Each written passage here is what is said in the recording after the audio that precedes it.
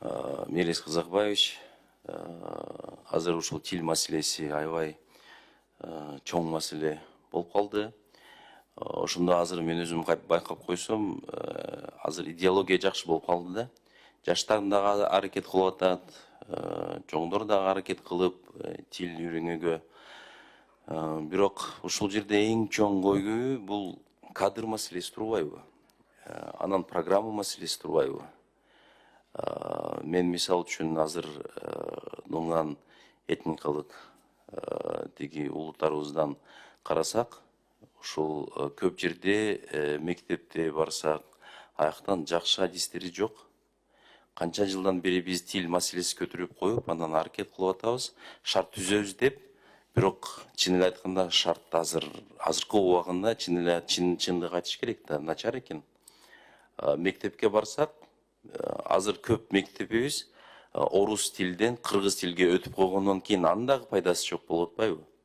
Ошол жагынан кадр маселеси аябай көйгөй маселе, ушул жагынан катуу көңүл буруп чечип коюш керек да. Жетишпей атат. Азыр любой жеке курска барып койсо, алар каражат жагынан кичине кыйналып, көбүрөөк алып коюп атат да. Ошондо мен сунушум ушул анализ кылып, кайсы жеке сабактар берип аткан адистери чакырып, бир жакшы программа түздөп коюп, аны дагы киргизишибиз керек. Алардын дагы чет калбаш керек да. Ошол жагынан мен ойлойм, бизде мындай макал бар да, ушул тил аябай керектүү маселе да. Тил баш жатат, анан жер таш жатат да.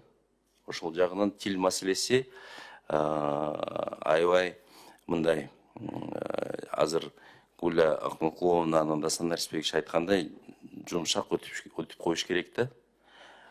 Анан кеңсе иш боюнча көп кызматкерлери дагы кыйналып башталат да. Эгер толук кыргыз тилге өтүп койсо, анан акырынан да өтүп коюш керек да. Ар бир тиги организацияга адистери жөнөтүп, айында алдын алуу даярдап коюшубуз керек. Ошол жагынан сизден суранат элем. Ошол маселе өзгөчө көңүл бурулуп, ошол именно кадр маселеси, анан сиз өзүңүз айтканда, азыр мен дагы сиз менен тыгыз иштеп коюп, ушул тунган тилге которуп коюп, дагы жардам берип, ким билбеген кишилерге акырынан өтүп койсо, ошол сонун болот деп ойлойм да. Рахмат сизге, ишиңизге ийгилик каалайм. Рахмат.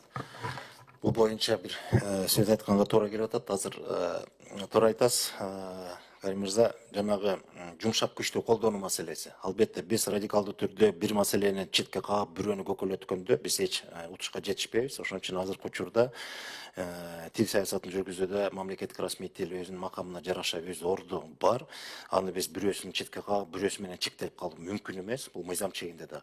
Бирок ошондо дагы ошол жана жумшак күчтү колдонуу деген, мисалы жана мектептерде дароо бүт эле толугу менен мамлекеттик тилге которуу эмес. Ошол жанагы көп тилдүүлүк программанын алкагында ошол мурда кандай тилде окутулса, ошого эле кошумча иретинде мамлекеттик тилде ошо сабактарды окутуу.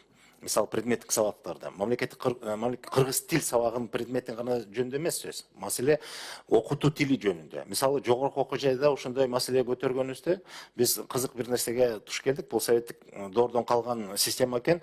Биз кыргыз тайпаларын жылыга ачабыз дейт, студенттер келбейт, анан жаап салабыз дейт, толбосо. Анан маселе кыргыз тайпасын ачууда эмес да. Маселе окута бергиле, мисалы өзгөчө техникалык университеттер. IT жаатында болобу, баягы инженерия болобу, ал жерде негизги тил орус тили, ал түшүнүктүү. Бирок ошол эле сабактар жүрүп атканда бир-эки лекцияны, бир-эки семинарды мамлекеттик тилге которуп, мугалимдерди аракет кылып, котормо борборлорун ачып, мисалы окумуштуулардын советник кеңеши бар ал жерде. Ошол жерге маселени коюп, ар бир предметте аздык менен, акырындык менен, жумшак күч иретинде ошентип ширештирүү жолу менен көп тилдүүлүк программаны алганда, ошентип кыргыз мамлекеттик тилин биз өзүбүздүн ордуна келтирсек болот.